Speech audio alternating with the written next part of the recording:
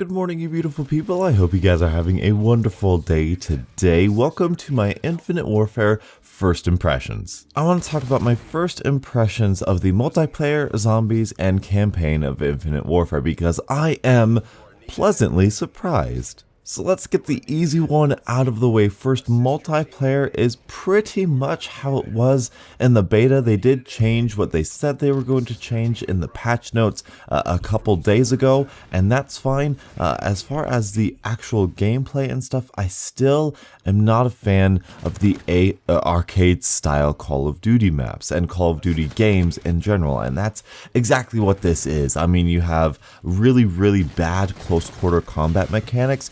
And I mean that in the sense that the maps are incredibly small. You are always going up against 2 to 3 to 4 players at a time, even when you kill people. Killing people doesn't mean anything because the maps are so small. You don't have any map control. There's no footsteps, so you can't even strategize in that close quarter combat areas. And the mech suits, not the mech suits, the rigs, the combat rigs. Very unbalanced. I mean, I can't tell you how many times I've just been insta-dropped by the claw or the equalizer or just one of those two weapons, and it is incredibly infuriating, and it's just simply not balanced. It's not fair. Those are my main complaints. What I have to say about praise for the multiplayer, it seems very solid. It seems very fleshed out and detailed. All of the supply drop weapons, all of the weapon variants seem like they had a lot of care put into them. Even though there is stupid supply drop weapons, we all saw that coming, let's be honest. The weapons themselves, they feel very solid. They feel very good. The hit detection, day one, feels good. Netcode, I wasn't going to judge day one because it's day one and there's always some weird netcode because all the servers are being stressed out at the max more than any other point in time, so I kind of left that aside. But I only had a few deaths where I felt like lag was the reason, so that's good. It wasn't as bad as it was in the beta, which is awesome, but that's my multiplayer stuff. Perks are great like they were in the beta, so if you saw my beta impressions, that's basically how I feel about the game. The footsteps are not fixed and the maps are too small. Everything else, fairly solid. Moving on to zombies, this blew my expectations out of the water. I was expecting some like half effort, low energy, low effort side thing, sort of like exo zombies. No. This thing is incredibly fun. One of what could be a negative for some people, especially coming from Black Ops 3 Zombies, is that Black Ops 3 Zombies was so serious. There's a storyline and, oh, we're killing ourselves and we have to do what's right for everybody. And this one, we're in a movie.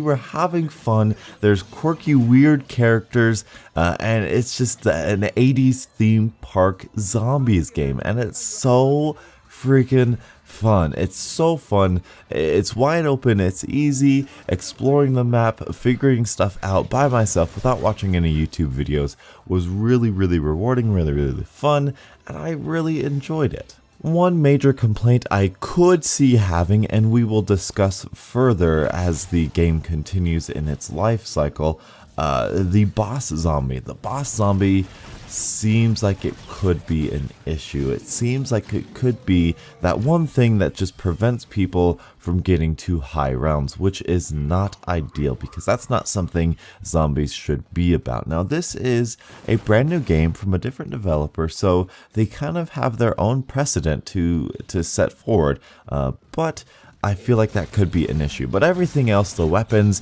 they feel very nice. They're not like cheeky or like Treyarch zombies, like wall buy weapons. They don't come off the wall. They're kind of just scattered throughout the map, which feels very nice. You can see some hints of extinction here and there with the blue outlines and stuff. The perks as candy, really cool. I love the fact that there are 5 perks you can have, which is fantastic. It just opens up the possibilities, and I absolutely love it. I love Jug, I love Quick Revive, I love how Electric Cherry's in here and Stamina Up, and Slaughter Slider's in here. I just love the way this is so far. Listening to zombies while I Wanna Rock is playing in the background is always going to be a good time for me, so this is a pleasant surprise. I am very happy with zombies right now. Moving on to campaign. Now I'm only about, I would say, maybe a fourth of the way through if it is the length of a typical COD campaign, and I was very exhausted yesterday while I played this, but from what I can tell,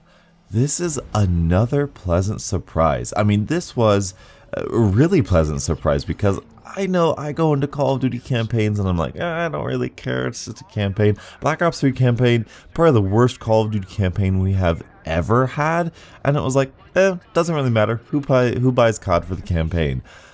You might want to buy this Call of Duty for the campaign. If what I've been hearing from some reviews is right, this is going to be a good solid campaign. From what I've experienced so far, it's a good solid campaign. It's a beautiful campaign. It has solid characters that are, more important than anything, believable. I believe these characters and I believe this world. They said they went for a more tactical, boots on the ground, sort of realistic warfare, but set in space with this game.